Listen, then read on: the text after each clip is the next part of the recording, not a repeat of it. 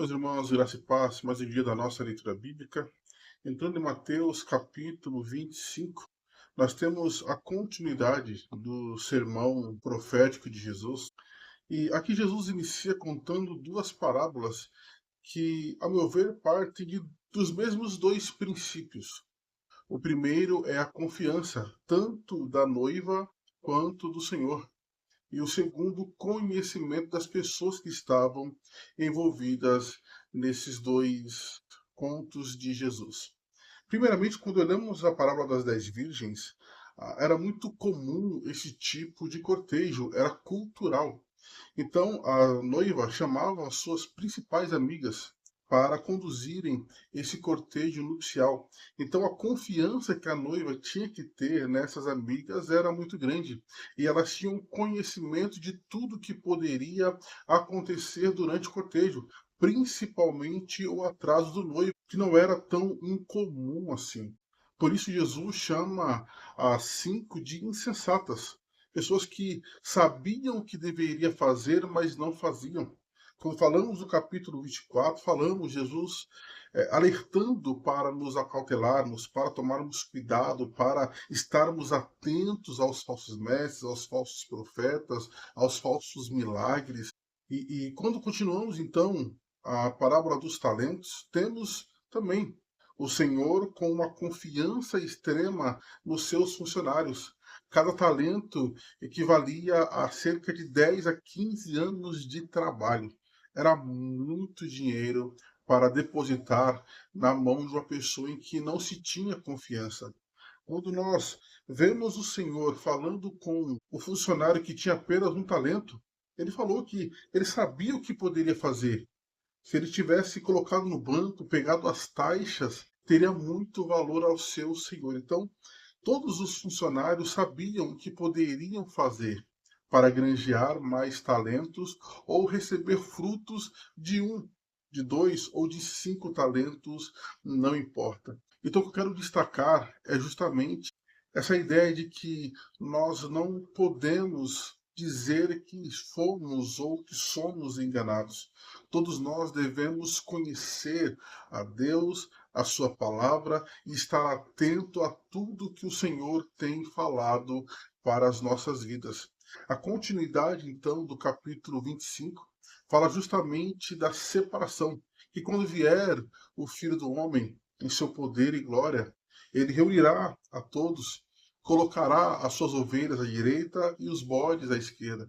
As suas ovelhas dirá: Vinde benditos de meu Pai.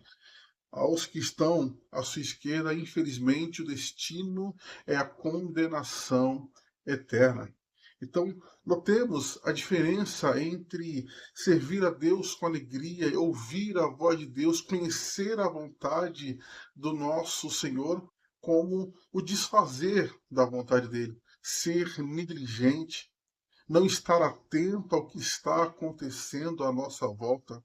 O destino, infelizmente, é a condenação eterna. Entrando então em Mateus capítulo 26, nós temos, logo na entrada do capítulo 26, dois extremos.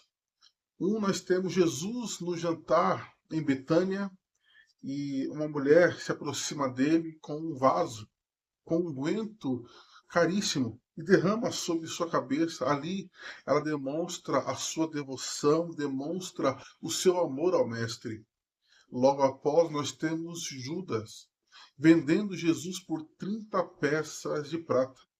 Vemos o grande contraponto, a adoração e a traição no mesmo capítulo. Vemos a negligência de um lado, do outro lado, as moças que estavam preparadas.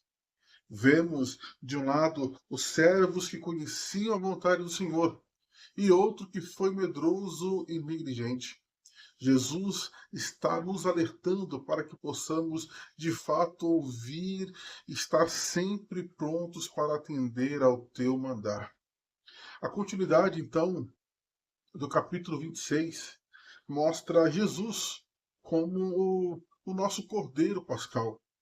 Jesus, então, junto com seus discípulos, comemoram a última Páscoa.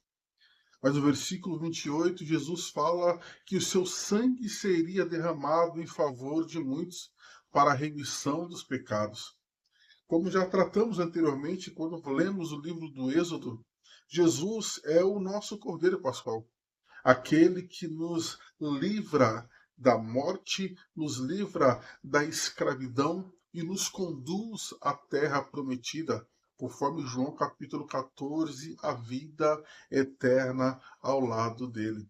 Então, quando lemos capítulo 26 de Mateus, temos justamente esse convite para que nós possamos permanecer com o Senhor, possamos ser lavados com o seu sangue e conduzidos à vida eterna.